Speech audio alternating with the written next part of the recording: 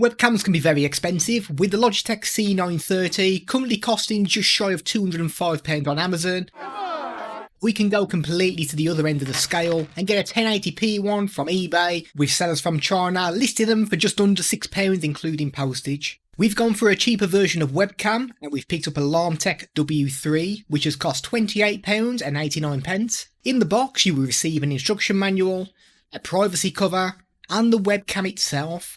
It's made out of plastic with 2 rubber pads which will prevent it from causing scratches to whatever you attach it to, and it should limit how much it slides.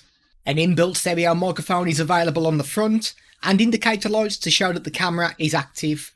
There's a fixed 3.6mm focus glass lens, and it's capable of full HD at 1080p and at 30 frames per second. We have a 90-degree rotation on the head so you can get it into your desired position. There's the option of mounting the camera to a tripod if you wish, with the addition of a 1/4-inch thread. It's compatible with Windows, Mac OS, Chrome OS and Android.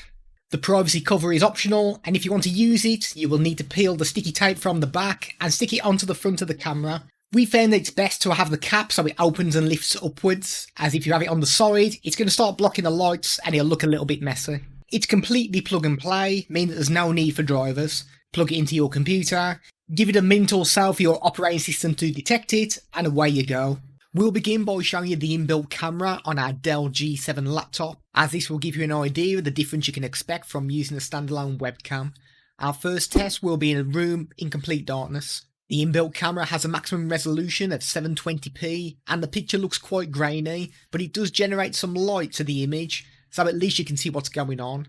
The movement looks quite blurry, but overall, considering the room is in complete darkness, we've seen worse. Moving on to our Larmtek W3, the first thing that's apparent is how well the image is actually lit up. You can see us and you can see the background quite clearly. Another thing you may notice is how much more is in the image. This is due to the W3 having a wide field of view. I'd love to tell you exactly what the specs are on it, but we can't find any details. If you have multiple people that you want to get onto camera, then this one will do the job. We do have noticeable warping on either side of the image, but overall, it's an excellent job in a dark environment.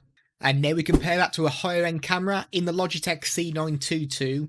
This camera really struggles with a low light room, with the image being very dark. The fluency of the movement on the other hand does look good. It has a narrower field of view, so you won't get as much into the frame, but there's no warping of the image. With the light switch on in the room, the image quality of the laptop camera improves, as it should with all the other cameras too. It looks a lot less pixelated, and the motion blur has improved. The Larmtek W3 looks good. There is a slight improvement of the quality from the completely dark room, showing just how well this camera performs in low light situations. Movement looks fluent at 30 frames per second, and overall does a good job. Massive improvement on the C922 when there is light available. The image looks good and so does the movement. Using natural light coming into the room brings decent results for all of the cameras. There's no light switched on in the room, just the light coming in through the window. We stay in focus on both the inbuilt laptop and the Larmtek cameras, but the Logitech C922 does have occasions where it tries to refocus on us. Considering the Larmtek is much cheaper than the C922, it performs exceptionally well. There's a few things that the C922 does have the advantage on though. First of all, if you want to stream or video call at 720p, then you can get 60 frames per second, whereas you are still limited to 30 frames if you use the Larmtek W3. Also, Logitech have their own software, which allows you to change the settings of your camera with additional benefits like adding scene filters and borders to your image, changing the video encoder, even a chroma key option which will remove the green screen from behind yourself. You don't get this with the Larmtek camera, and you will need to use the options that are built into the software that you are using to make manual adjustments to your image to get the look that you want. All of the cameras have their own inbuilt microphone, so it's time to hear how they sound. This is a microphone test of the inbuilt microphone of the Dell G7 laptop. We may need to do a little bit of processing on this just to make it a little bit quieter, because looking at my Audacity, it's going through the roof at the moment. And this is the kind of audio you can expect from an internal microphone on a laptop. This is an inbuilt microphone test of the Larmtek webcam. We're approximately a foot away from the webcam, so this is the kind of audio you can expect. We're going to do no kind of processing with the audio, so what you're hearing now is what you get out of the box with this webcam. This is an audio test using the inbuilt microphone of the Logitech C922 webcam.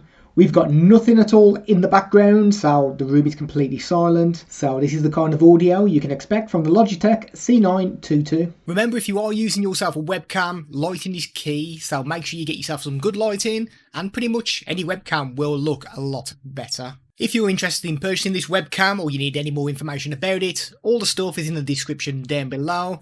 Thank you for checking out the video, and we will see you in the next one.